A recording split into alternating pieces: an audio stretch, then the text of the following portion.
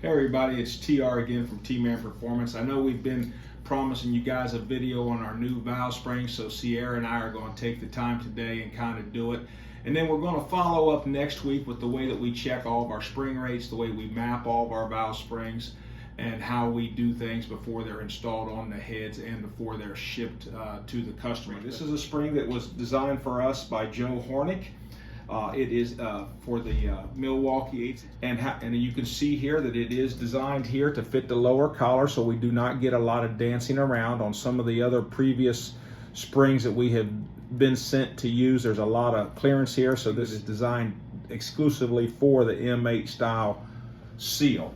Now, one thing that we do offer seals, or I'm sorry, shims for customers who might want to have a different installed height and everything like that. So we do have a custom shim made that fits the bottom of the seal, so it's not dancing around as well. So we have those in 15s and 10s when they're needed on request, okay?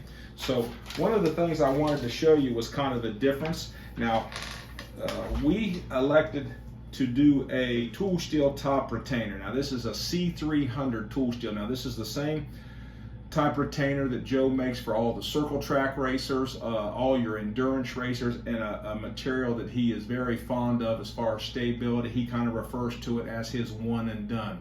You kind of put it in and you forget about it. It's designed for longevity. And then you've probably seen our video on our keepers, which is also a heat treated tool steel keeper. So now you're running a tool steel retainer with a tool steel keeper that both have been heat treated, so we don't have to worry about any chafing in between the materials or anything of that nature. So, and then one of the other things a lot of people ask us about is weight. Joe's very adamant about keeping the spring weight down on the springs and everything of that nature, so we can control them better. And then to do that, we also come up with the retainers, and when I asked him to do me a steel, we kind of agreed that he could do those for me in the weight that I wanted. So I wanted to show you, this is a titanium retainer on some of the valve springs that we have been sent to use, okay, in the past. So as you can see, that thing is about it's 4.2 gram, if I'm not mistaken, right there, okay, when that all levels out, okay. And then if you take that off of there and you come in with our retainer here, you can drop that. We are 4.6, so we are basically 0.4 of a gram heavier on our retainer. And when I was speaking with Joe about that, I said, you know what, I'm going to take that 0.4 heavier retainer because I want that stability, I want the strength, and I want the wear factor. One of the other reasons for me using that is I wanted to show you this. When he was able to design, this is the spring retainer that I just showed you earlier, the one with the blue tip on it. And as you can see, I'll tilt it up and see here, and see what happens there is, see how you have very little of the valve tip sticking through the top of the retainer. I didn't want that in case for some reason we lose control of the valve train and it gets off. I didn't want the rocker arm coming out here and touching on the side. You've only got about maybe 15 thousandths above that. With the way that we were able to design the lower or the top retainers, you can see here that we have about 30 to 40 thousandths sticking out the top there. And what that does is that gives us clearance around, and the reason we were able to do that is because of the stronger material. He was able to design that to give us more tips sticking out the top, to give us more rocker arm clearance on the top of the retainer in case these things would happen to float or something of that nature. That's one of the benefits. Also, it allows oil to get down into the retainer and into the top of the retainer easier, and lube the valve stem and all. So just some of the benefits we feel to our retainers and stuff like that is the longevity, the strength, and like I say, the kind of one and done. Now these valve springs are designed to go in at 1 inch 585 installed height. That is our minimum, 1 inch 585. And when doing that, that would allow you to run a 625 lift cam at 60 thousandths before coil bind, okay?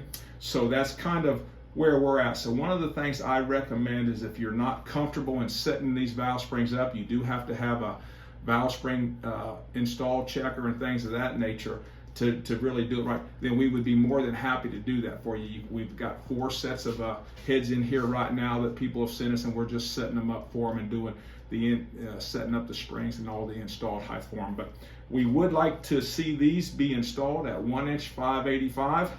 They are capable of going to 1-inch 610, and then that would allow you to have a 640 lift cam in your bike. Okay, now keep in mind, when you are running a 590 cam and then you run a set of roller rock arms with it, which is the S&S roller rock arm, the ratio is different on the stock arm versus the S&S. So that really gives you about 12 to 15 thousandths more lift using that. So you have to keep that in mind. If you've got a 590 lift cam and you're running a S&S roller rock arm, your cam now lift is 610. So always keep that in mind when you're setting up your valve spring pack. So that's a kind of a quick overview. What's really nice about our stuff, it will come in a nice box. Everything will be separated so that nothing is chafing against one another. You can see Sierra's done a real nice job on separating all the valve springs and the seals.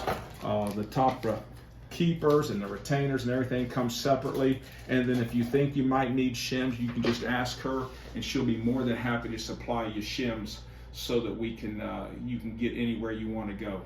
But if you have any questions, please let us know. The retail price on this spring is $499.